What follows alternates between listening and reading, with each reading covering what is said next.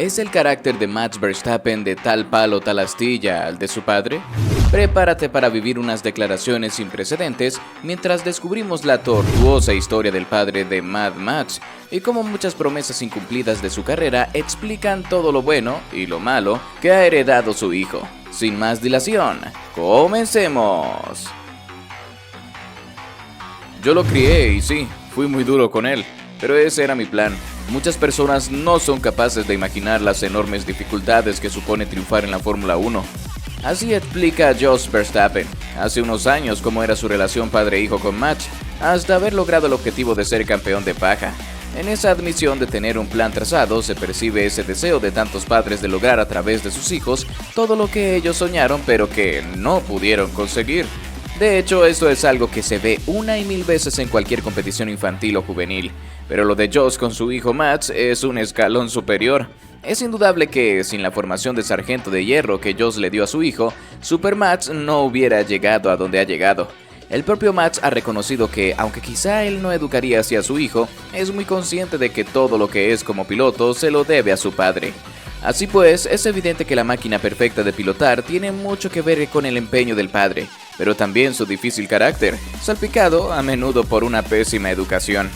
Sin embargo, la única clave para que Verstappen se haya convertido en un piloto imparable no solo está en la forma de educarle de su padre.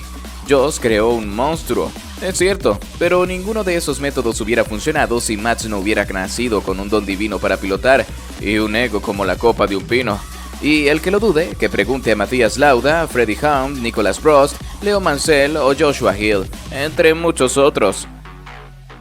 La atormentada personalidad de Jos Verstappen tiene mucho que ver con ser uno de los pilotos de la historia de la Fórmula 1 que más prometía y más lejos se quedó de lograr el objetivo.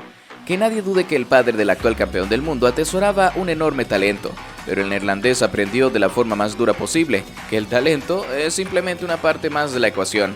Fundamental sin duda, pero si no va acompañado de otras cualidades, le puede ocurrir lo mismo que a él, que pasó de ser el único que parecía estar en la liga de Michael Schumacher a abandonar la competición después de 107 grandes premios sin una sola victoria y apenas 2 podios.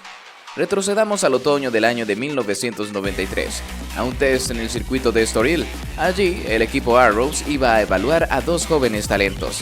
Por un lado estaba un tal Jos Verstappen que con 21 años y después de una carrera deportiva de apenas 2 años acababa de ganar el campeonato alemán de Fórmula 3.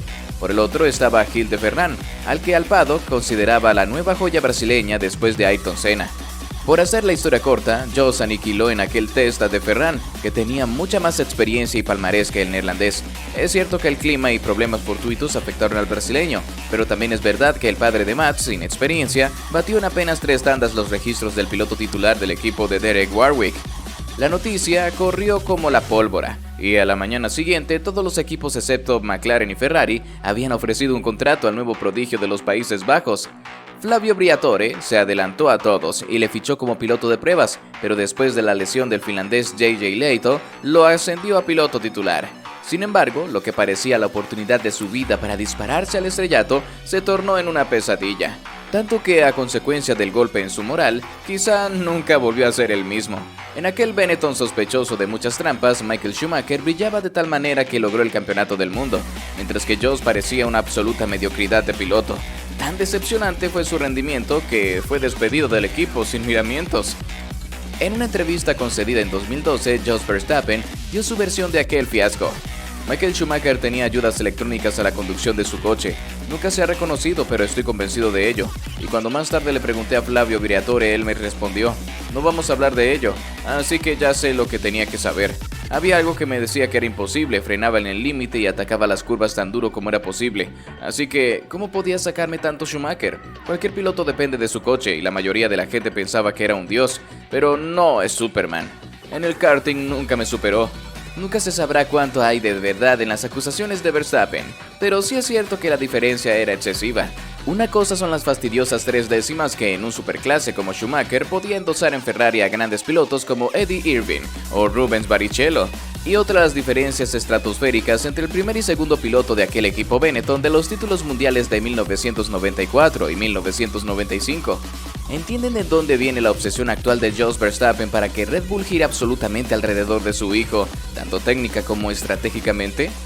Después de aquella amarga experiencia en Benetton, la autoconfianza de Joss quedó muy tocada. Fichó por Arrows, pero no solo había perdido chispas, sino que había descuidado su preparación física y mental. No asumió que Arrows era un equipo para trabajar duro, y no para saldar cuentas personales con Schumacher y Benetton.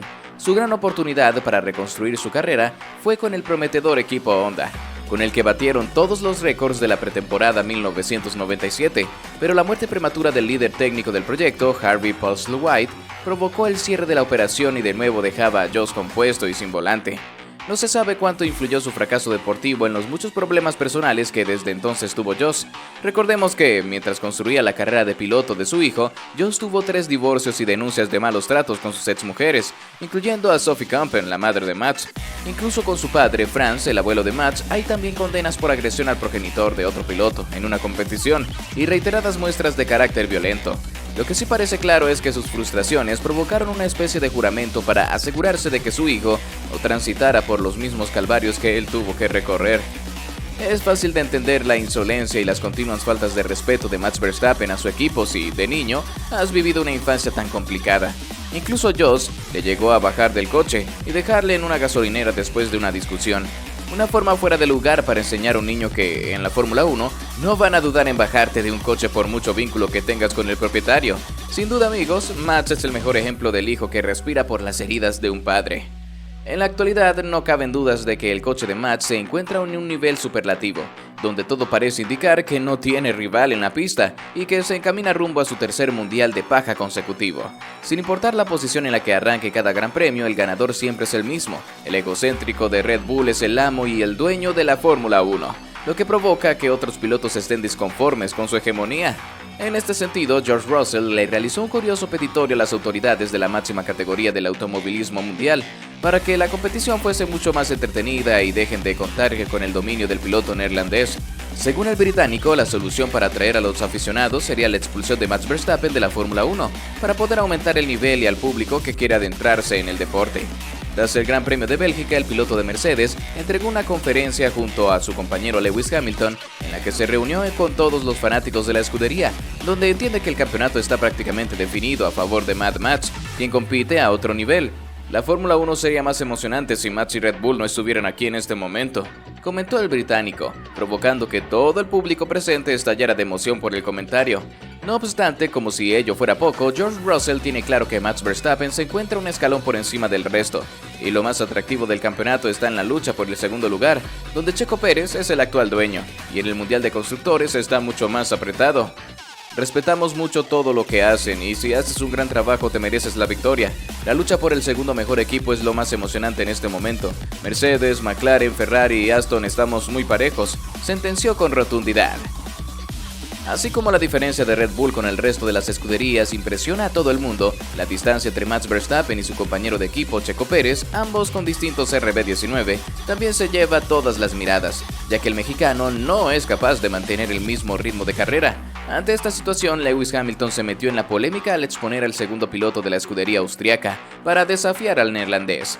Si yo estuviera en el coche de Checo Pérez, Verstappen no estaría en tan buen momento en el mundial. ¿Quiero ser tan rápido como ellos? Por supuesto. ¿Quiero tener un monoplaza tan rápido como ellos? Por supuesto. Arremetió el heptacampeón mundial tras el Gran Premio de Bélgica, en el que finalizó en la cuarta posición por detrás de Mad Max, Checo y Leclerc. ¿Y tú? ¿Crees que el carácter de Verstappen es de tal palo tal astilla al de su padre? ¿Piensas que fue buena o mala influencia para él? ¿Educarías así a tus hijos? Déjanos saber tu opinión abajo en los comentarios. ¡Te leemos! ¿Pero acaso no has visto esta noticia? Yo no me la perdería, ¿eh?